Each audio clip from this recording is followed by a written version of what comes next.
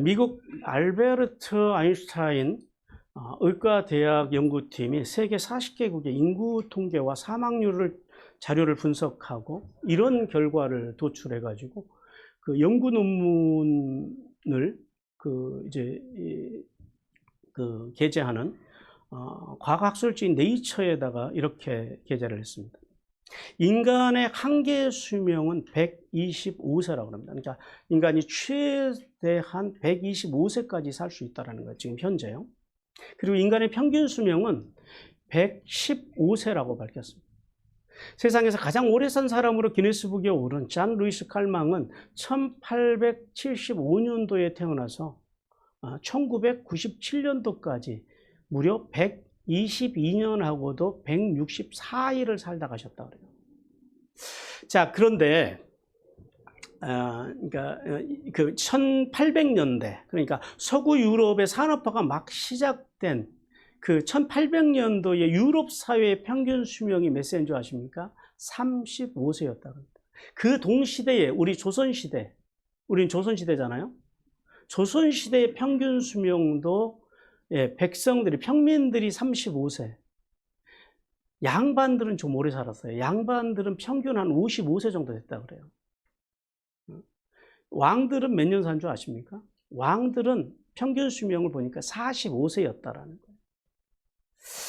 자, 오늘날 그 인도네시아 밀림에를 가면은 그 밀림의 그 원주민들의 평균 수명이 한 50세 안팎 정도 되시더라고요. 제가 전에 그 밀림에서 한 2달 살다 나왔는데, 제가 한 13년 만에, 그러니까 제가 30대 초반에 밀림에를 갔는데, 그리고부터 한 13년 만에, 그러니까 40대 후반, 중후반 돼서 이제 밀림에를 갔더니 저랑 연배가 같았던 분들이 상당히 많이 돌아가셨다. 자, 우리나라의 남성의 평균 수명이 1970년도에는 58.7세였습니다. 그런데 2020년 80.5세로 약 21.8세가 늘어났어요. 여성의 수명도 마찬가지입니다. 70년대에 65.8세였던 평균 수명이 지금은요 86.5세로 20.7세가 늘어났다라는. 자, 그럼 여기서 질문입니다. 왜 이렇게 평균 수명이 35세였던 우리 한반도 조선시대의 그 수명이 지금 여기까지 이렇게 거의 2배, 3배 가까이 수명이 늘 수 있었을까요? 이게 이제 질문입니다. 왜 그렇다고 생각하십니까? 많은 분들이 의료기술의 발전을 꼽아요. 그런데 사실은 인류학자들, 사회학자들의 이야기를 들어보면요. 물론 이 의료기술이나 이렇게 환경이 개선된 것이 일정한 목을 한 거는 사실인데, 근데 사실은요, 냉장고의 개발이랍니다. 냉장고의 개발. 이 냉장고가 우리 가운데 보급이 되면서 인류의 수명이 급속도로 늘었다고 봅니다.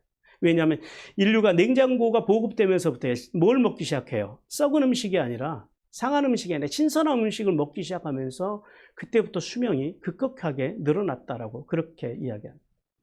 인류는 불의 발견으로 음식을 오래 더욱더 맛있게 먹는 법을 알았습니다. 동시에 저온에서 음식을 저장하면 오랫동안 신선도를 유지하여서 저장할 수 있다는 것을 알았습니다. 그래서 인류는 저온에서 음식을 저장하기 위해서 자연 냉장고를 생각해내기 시작했습니다. 문헌 가운데서 발견된 최초의 냉장고는 약 2500년대 지금의 중공 땅에 전국시대에 조술되었던 그 얘기라고 하는 책에서 벌빙지가라고 하는 말이 나옵니다. 이것이 문헌의 책에 등장하는 인류의 최초의 냉장고라고 합니다. 물론 뭐 그 전에도 이런 기술을, 이렇게 저장 기술은 계속해서 해왔습니다. 이 별병지가는 겨울에 얼음을 그 빙고에다 저장한 다음에 열에 꺼내 먹는 그런 개념이에요. 그 시대에, 그 같은 시대에 서양의 그리스나 로마에도 만년설 안에다가 혹은 그 겨울에 얼음을 흙과 퇴비하고 섞어가지고 저장고를 만들어서 음식을 저장해 두는 삶을 살았다고도 해요. 우리나라에서도 신라시대에는 뭐가 있었어요? 석빙고가 있었고요. 조선시대에는요, 한양에, 우리 여기 서울에 동빙고와 서빙고라고 하는 저장시설이 있었습니다. 자, 현대 냉장고의 기원. 현대 냉장고의 경우는 냉매의 발견으로 인류가 최초로 인공적으로 얼음을 만들게 되는 사건에서 비롯됩니다. 1748년도에 윌리엄 컬렌이라고 하는 사람이 땀이 마르면 피부에 열이 뺏긴다는 사실을 주목하고 에틸에테르를 반신공 상태에서 기화시켜 가지고 처음으로 인공 얼음을 얻는 기술을 개발해냅니다. 그리고 오늘 우리가 사용하고 있는 냉장고를 발명한 사람은 영국의 제임스 헤드슨입니다. 윌리엄 켈런 이후 많은 사람들의 노력으로 냉장 기술이 발전합니다. 그러다가 1862년도에 냉장고의 아버지라고 불리는 이 제임스 헤드슨이 인류 역사를 바꿔놓는, 인류의 역사를 파격적으로 이제 늘게 하는 이 최초의 냉장고를 발명합니다. 그 후에 독일의 인데라는 사람이 암모니아 냉매를 이용해서 이제 휴대용 압축식 냉장고를 발명하면서 냉장고의 크기가 상당히 줄어들어요. 그리고 처음에는 산업용 냉장고에서 본격적으로 이 가정용 냉장고의 시대를 연 회사가 어디냐? 미국의 제너럴 일렉트릭. 1911년도에 최초의 가정용 냉장고를 개발하면서 인류의 식탁에 근본적인 변화를 일으킵니다. 그리고 1920년도에 미국의 두퐁사에서 이 암모니아보다 더 안전한 프레온가스가 지금 우리 오존층을 파괴한다고 하는 그 프레온가스 냉매를 사용해서 더욱 안전한 냉장고를 개발해서 그것이 최근까지 오게 된 겁니다. 자, 우리나라의 냉장고는 누가 제일 먼저 만들었냐면은 1965년도에 금성사에서 국산 냉장고를 개발하게 되고 뒤이어서 대우전자, 삼성전자에서 냉장고를 만들어서 오늘날 냉장고가요, 집집마다 최소한 2대 이상 있는 국민 냉장고가 되었다라는. 자, 인류의 수명이 이렇게 급속도로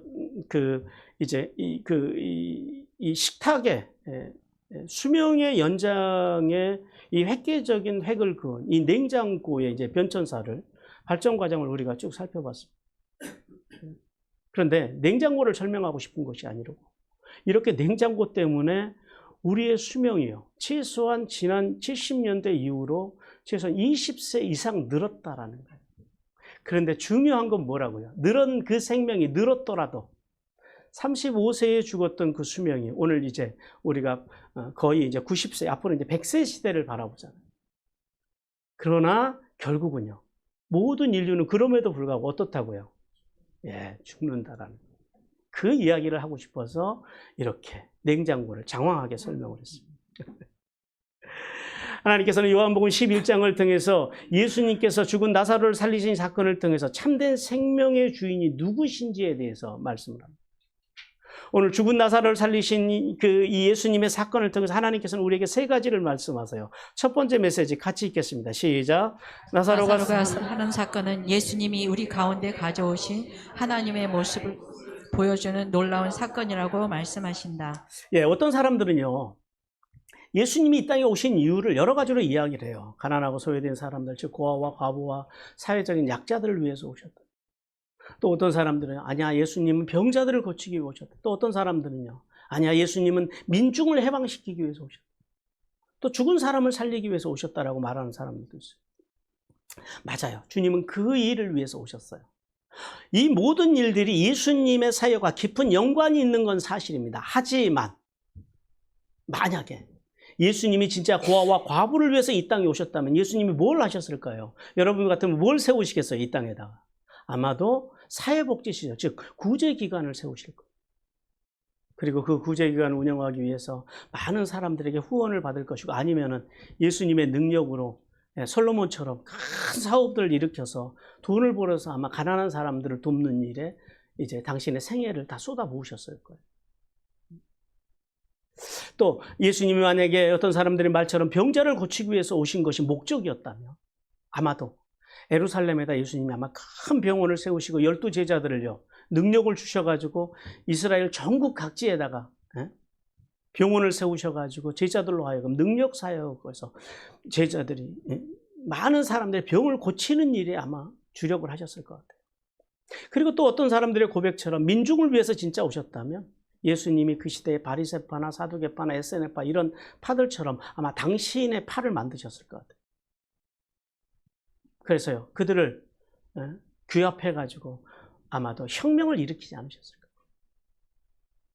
또 죽은 사람을 오셨다면 예수님은 평생 동안 장례식을 돌아다니면서 죽은 자들을 살리신 일을 하셨을 거예요. 그런데 예수님이 그런 일을 하시긴 했지만 전념하셨다 안 하셨다? 안 하셨다. 왜요? 예수님의 관심은 다른 곳에 있었다. 예수님이 관심이 있었던 건 뭐예요? 복음을 전해서 이 땅에 뭘 오게 하는 거예요? 누구의 나라요? 하나님의 나라를 오게 하는 거예요. 하나님의 나라를 전하시기 위해서 예수님은 당신의 공생의 33년을 다 쏟아부으셨다. 공생의 3년을 쏟아부으셨다. 우리 마태복음 1장 17절 같이 읽겠습니다. 시작. 이때부터 예수께서 비로소 전파하여 이르시되 회개하라 천국이 가까이 왔느니라. 예, 이 말씀이 예수님께서 공생애를 시작하면서 처음 하신 말씀이에요. 첫 마디가 뭐예요?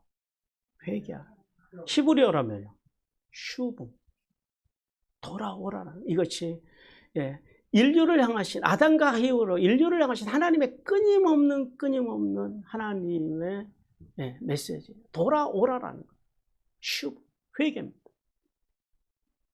자, 예수님은 하나님의 나라를 이 땅에 보여주시기 위해서 그래서 결국 하나님의 나라를 이스라엘 백성들에게 이 세상 모든 사람들에게 하나님의 나라를 주시기 위해서 예수님께서 사역의 초반을요, 이러한 앞에서 말씀드린 그러한 사역들의 초점을 맞추세요. 최소한 마태복음 16장 16절 이전까지 주님이 이 사역에 주력을 하시고 병자들을 고치시고 가난하고 고아와 과부와 장녀들을 불쌍한 사람들을 돌아보시고 죽은 자 나사로를 살리고 무리도 걸으시고 오병이어의 기적도 먹여주시고 이런 기적들을 일으키세요.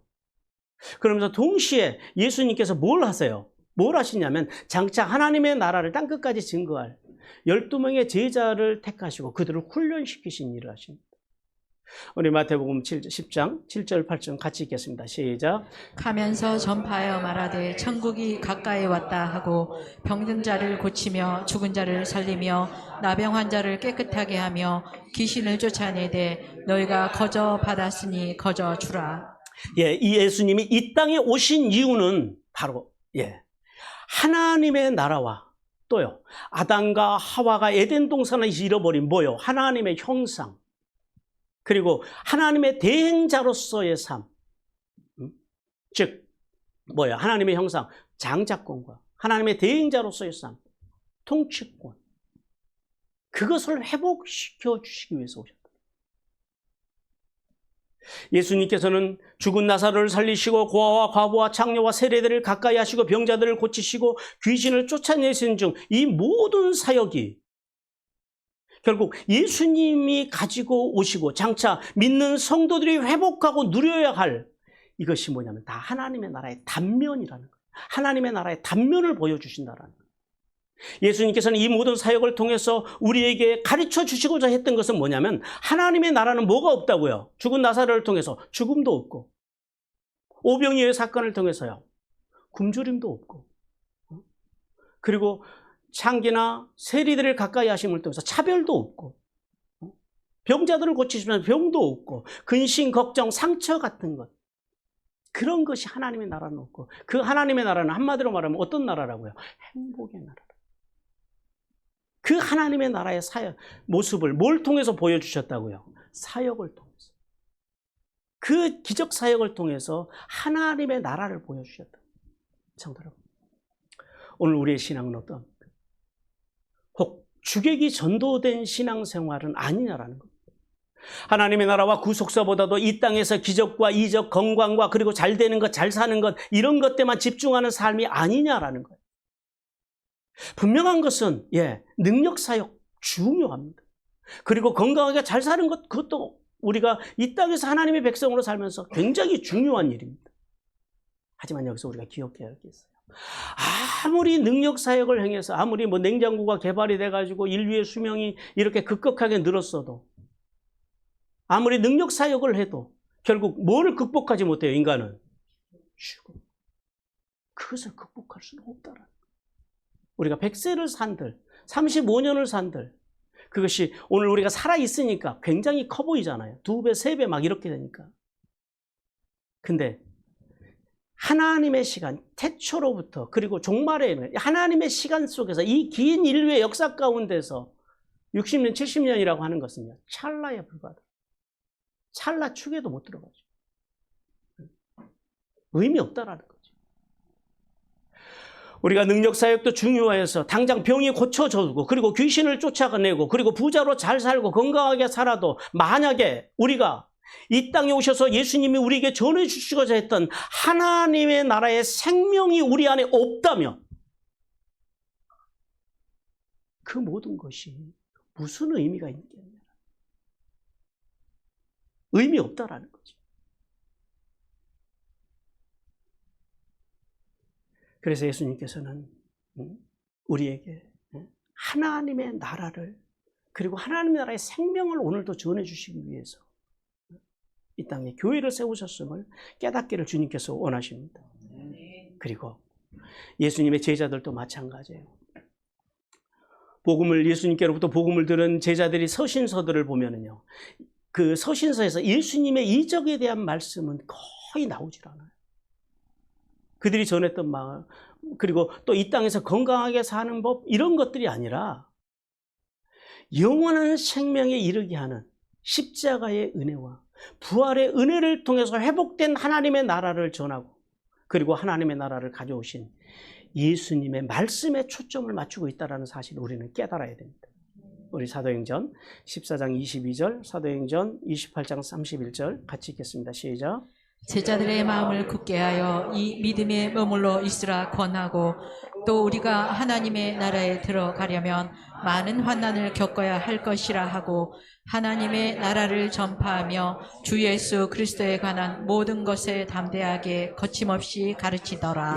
그러므로 성도는 모든 헌신과 성김과 드림의 중심에요, 하나님의 나라의 회복과 생명의 회복에 초점을 맞추는 이 복음의 본질을 깨달아야 돼요. 복음의 본질. 또 나가서 이 세상 모든 사람들이 이 생명의 소망을 소유하도록 우리는요, 어디까지요? 만물에게까지 복음을 증거해서 돕고 세우고 살리는 삶을 살기를 주님께서 원하십니다. 주님께서 우리에게 주시는 두 번째 메시지 같이 읽겠습니다. 시작. 나사로의 사건을 통하여 예수님이 주신 생명은 미래적이면서 동시에 현재적이라고 말씀하신다. 본문 그 23절 말씀에 보면은 예수님께서 마르다에게 이렇게 말씀하세요. 같이 읽습니다. 시작. 예수께서 이르시되 내 오라비가 다시 살아나리라. 여기서 다시 살아나리라고 하는 말씀이 헬라어로 아니스템이라고 합니다. 이게 일어날 것이다라는 거예요. 즉 무슨 말이에요? 부활할 거라는. 언제요? 지금. 근데 마르다가 뭐라고 대답하는지 보십시오. 24절 시작. 마르다가 이르되 마지막 날 구할 때에는 다시 살아날 줄을 내가 아나이다. 예수님은 지금 부활의 현재성을 이야기하시는데 마르다는요, 부활의 뭘 이야기해요? 미래를 이야기합니다. 마르다가 맞아요, 틀려요? 맞아요. 마르다가 맞아요. 그런데 여기서 이제 한 가지 문제가 있죠. 뭐냐면 거기에 지금 누가 계시는 거예요? 예수님. 천지 만물을 창조하신 예수님을 모시고 있다는. 메시아로 오신 예수님을 모시다 두고 마르다는요, 현재의 오라비 나사로가 살아날 가능성은 전혀 없고 단지 뭐예요? 미래 종말의 날에나 일어날 것이라고 고백을 합니다. 그러나 예수님은 그게 아니다라는 거예요. 이제 이 나사로의 사건을 통해서 예수님이 말씀하시는 그거예요. 영원한 생명과 하나님의 나라는 미래적으로 죽어서 가는 나라가 맞아요. 그러나 동시에요, 하나님의 나라는 현재성을 가지고 있다. 현재적이라는 사실에 대해서 말씀합니다. 그래서 예수님께서는 하나님의 나라는 미래적이면서 동시에요, 현재적이라는 사실을 가르치기 위해서 나사로를 그래서 살리신 거예요. 나사로가 친해서, 나사로가 불쌍해서, 마리아와 마르다의 신앙을 보시고 이런 차원이 아니다라는 거예요. 어떤 차원이라고요? 하나님의 나라의 차원. 하나님의 나라를 보여주시는 거예요. 하나님의 나라는 이런 나라라는 거예요. 그리고 부활이 먼 미래에 종말에 있는 것이 아니라 언제 있다고요? 그 부활 신앙이 지금 여기 있어야 한다. 이걸 말씀하기 위해서 나사로를 살리셨다는 사실을 우리는 깨달아야 됩니다. 성도 여러분, 하나님의 나라와 생명은 예수 그리스도를 믿는 성도들에게는 미래에 누릴 복이기도 하지만 동시에요. 지금 이 땅부터 누려야 될 복이라는 사실을 오늘 이 나사로의 사건을 통해서 깨닫기를 주님께서 원하십니다. 우리 요한복음 5장 24절 그리고 6장 47절 같이 읽습니다. 시작. 내가 진실로 전실로 너희에게 이르노니 내 말을 듣고 또 나 보내신 이를 믿는 자는 영생을 얻었고 심판에 이르지 아니하나니 사망에서 생명으로 옮겼느니라. 진실로 진실로 너희에게 이르노니 믿는 자는 영생을 가졌나니. 예, 영생이 언제 왔다고요? 미래예요? 아니요. 지금. 오늘 보내죠. 믿는 자는 그럽니다. 그러니까 신앙이 우리가 종말의 주님 앞에 서는 것이 우리의 최종 삶의 목적이긴 하지만 지금 잘 살아야 된다. 지금서부터.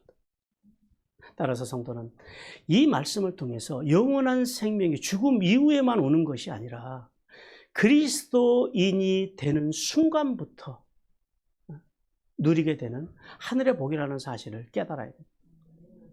그런데 오늘날 우리를 보십시오. 우리 이 글을 같이 한번 읽어보겠습니다. 시작. 예수님을 만나고 하나님의 나라를 누리지 못하는 삶, 하나님의 생명을 누리지 못하는 삶은 즉 예수님을 믿고도 변화되지 않는 삶이 기적이다. 뭐가 기적이라고요? 예수 믿고 안 변하는 거 그건 기적이에요. 그건 불가능한 겁니다. 예수님을 믿었는데 변화가 없다라고 하는 것입니다. 여러분, 오늘도 얼마나 많은 그리스도임을 자처하는 사람들이 이 기적 속에서 살아가느냐라는 거예요. 얼마나 많은 교인들이 교회를 다니면서도 교회를 다니면 다닐수록 우리가 신앙생활을 하면 할수록 우리의 모습 속에서 누가 나와야 돼요? 예수님의 형상, 예수님의 모습이다. 마치 우리가 엄마 뱃속에 아기가 잉태가 되면 처음에는 동그란 공 모양이라 그러잖아요. 작은 알갱이 같은 그 생명이요. 엄마 태어날 날이 가까울수록 어떻게 돼요? 점점 형체를 갖춰가는 거예요. 우리가 하나님의 창조 사역을 봐도 그렇습니다. 처음에는 빛이, 그 다음에는 궁창이, 그 다음에 땅과 바다가, 그리고 하늘의 별과 달과, 그리고요 식물들이 나오고, 그 다음에요 공중의 새와 그 다음에 육축과, 그리고 마지막에요 뭐예요? 뭔가 사람까지, 뭔가 생명이요. 창조가 진행될수록 더욱더 그 속에서, 창조 속에서 누구의 형상이 드러나요? 마지막에 하나님의 형상. 그러니까 그가 참 신앙인인지 아닌지를 알 수 있는 방법 중에 하나가 그런 거예요. 그 속에서 하나님의 형상이 나오냐라는 거예요. 시간이 갈수록 우리 처음에는 희미하던 생명들이요, 날이 갈수록 하나님의 형상으로 변화되어져 가야 된다.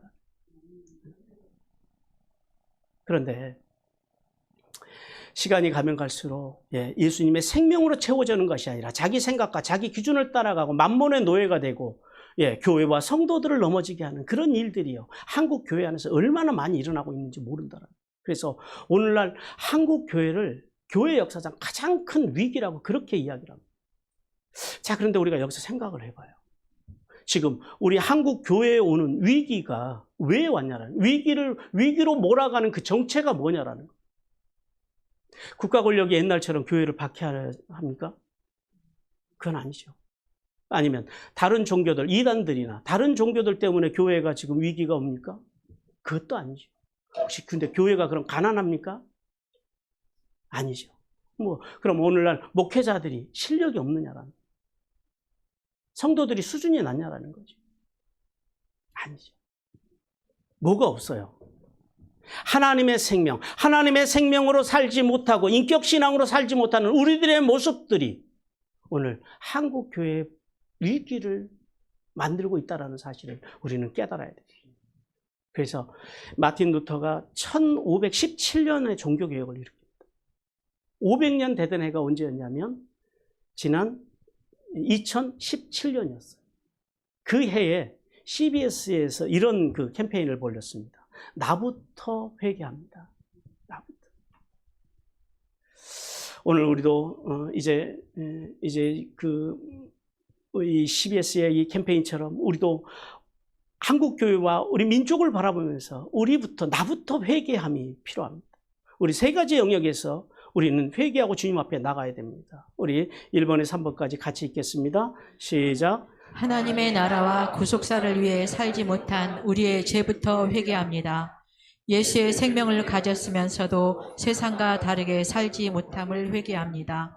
거짓과 불의와 판을 치는 세상에서 나만 손해보지 않으면 된다는 생각으로 기도하지 않는 죄를 회개합니다. 예, 그러므로 성도는 예수님을 구주로 믿는 순간부터 우리는 뭘 누린 사람들이에요? 영원한 생명을 누리는 사람들이라는 사실을 알아야 돼요. 더 나가서 이 생명은 현세를 뛰어넘어서 장차 임할 하나님의 나라에서 완성된다는 사실을 깨닫기를 주님께서 원하십니다. 그러나 하나님의 나라의 영원한 생명은 우리가 구주 예수 그리스도를 아는 것, 그냥 단순히 교회를 다니는 것, 그런 것으로 오는 것이 아니라 오직 마음과 온 삶으로 믿음, 즉 뭐예요? 예수님의 말씀을 믿고 그 말씀을 존중하고 그렇게 살기 위해서 발버둥 치는 삶으로 이루어진다는 사실을 깨닫기를 주님께서 원하십니다.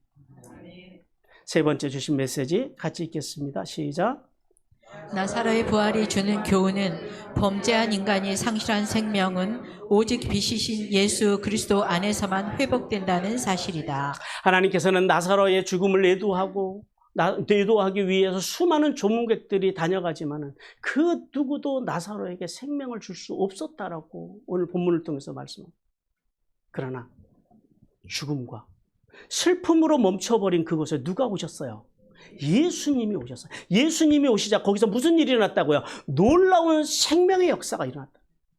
천지만물을 창조하신 예수님이 오셔서 생명의 창조주로서 나사로에게 명하시자 그 나사로의 생명이요. 나사로가 생명을 받아서 그가요. 죽은 자 가운데서 일어났다라는, 부활했다라는 것. 이게 생명의 역사예요. 이 생명을 누구 안에서만 누릴 수 있다고요? 예. 예수 그리스도 안에서만 누릴 수 있다. 세상에는 귀신의 영향력 안에 있는 이 많은 거짓 종교와 사이비 이단들이 복술이나 점을 쳐서 운수를 말해주는 이 거짓 정죄로 사람들을 오늘도 끊임없이 유혹한다라고 말씀합니다. 에스겔서 13장 6절 같이 읽습니다. 시작. 여호와께서 말씀하셨다고 하는 자들이 허탄한 것과 거짓된 점괘를 보며 사람들에게 그 말이 확실히 이루어지기를 바라게 하거니와 그들은 여호와가 보낸 자가 아니라. 예, 이런 사람들이요 교회 안에 있다라는 거예요. 하나님이 보냈다고 가정에서 교회 안에 들어와서 마치 예수 점쟁이처럼 하는 사람들이 있다라는 거예요. 그리고 심지어는요 또 교회 안에는 그런 부류의 사람들만 있는 것이 아니라 타락한 거짓 종교인들이 마치 하나님이 자신을 보낸 것처럼 위장하고 성도들의 주머니를 털어서 자신의 목구멍을 채우고 성도들의 생명을요 마귀에게 방치시키는 일들도 교회 안에서 허다하더라라는 겁니다. 에스겔 34장 2절 3절 같이 읽습니다. 시작. 인자야 너는 이스라엘 목자들에게 예언하라. 그들 곧 목자들에게 예언하여 이르기를 저 여호와께서 이같이 말씀하시되 자기만 먹는 이스라엘 목자들은 화 있을진저 목자들이 양떼를 먹이는 것이 마땅하지 아니하냐. 너희가 살진 양을 잡아 그 기름을 먹으며 그 털을 입되 양떼는 먹이지 아니하는도다. 양떼들을 먹인다라는 게 뭘까요? 하나님의 말씀을 먹여. 그것이 교회입니다. 따라서 성도는 생명이 어디서 오는지를 분명히 알아야 된다. 생명은 누구로부터만 나온다고요? 예수 그리스도로부터, 하나님께로부터만 나온다는 사실을 알아야 돼요. 그러므로 성도는 우리가 세상을 살아가면서 생명이 여기 있다 저기 있다 사람들이 떠들고 다녀도요, 여기 뭐 신령한 것이 있다 저기 좀 더 나은 것이 있다고 떠들고 다녀도 그런데 현혹되지 말아야 돼요. 왜냐하면 생명의 빛은 누구에게서만요? 예수님에게서만 나오기 때문에. 우리 다시 요한복음 1장 4절 다시 한번 읽겠습니다. 시작. 그 안에 생명이 있었으니 이 생명은 사람들의 빛이라. 네, 성도 여러분, 오늘 우리 안에 있는 온갖 인생의 크고 작은 문제들 속에서 그 문제들을 어떤 것도 해결할 수 없다라는, 오직 참 생명으로 오신 예수 그리스도만이 가능하다는 사실을 온전히 깨닫기를 주님께서 원하십니다. 사랑하는 성도 여러분, 오늘 예수님께서 나사렛 장로식장에 오시자 슬픔과 아픔으로 탄식하던 마리아와 마르다와 그리고 비롯한 여러 조문객들이요. 거기서 어떤 잔치를 누려요? 생명의 잔치를 누려요. 이것이 바로 하나님의 나라의 특징. 이것이 하나님의 생명의 특징입니다. 살리는 것, 사는 것. 그래서 뭐가 옳은 것이라고요? 돕고, 세우고, 살리는 것이 옳은. 아무리 옳아도 돕고 세우고 살리는 것이 아니면 어떡하라고요? 멈추라고요. 그것이 하나님의 나라의 하나님의 생명의 법칙이라는 것. 따라서 이제 우리는 우리의 마음속에 온전히 예수님을 모시고 날마다 삶 속에서 생명의 축제를 경험하기를 주님께서 원하십니다. 그리고 또한 우리는 우리의 가정 속에서 온전히 예수님을 모시고 가정이 하나님의 생명으로 예수 그리스도의 생명으로 가득한 하나님의 나라가 온전히 이루어지기를 주님께서 원하십니다. 또한 우리는 우리의 교회의 중심이 중심에 예수님을 모시고 하나님의 생명과 예수님의 이야기로 가득한 하나님의 나라를 만들어가기를 주님께서 원하십니다. 더 나아가서 우리의 직장과 사업장 속에서 예수님을 모시고 나를 통해 하나님의 생명이 어디까지요? 이웃과 만물에게까지 예수님을 통한 그 십자가의 생명을 맛보게 하는 생명의 잔치가 우리를 통해 나를 통해 세상에 흘러가게 하기를 주님께서 간절히 원하십니다. 오늘 마지막으로 주님께서 이렇게 말씀하십니다. 같이 읽겠습니다. 시작. 예수께서 이르시되 나는 부활이요 생명이니 나를 믿는 자는 죽어도 살겠고 무릇 살아서 나를 믿는 자는 영원히 죽지 아니하리니 이것을 내가 믿느냐? 믿으십니까? 이걸 믿어요.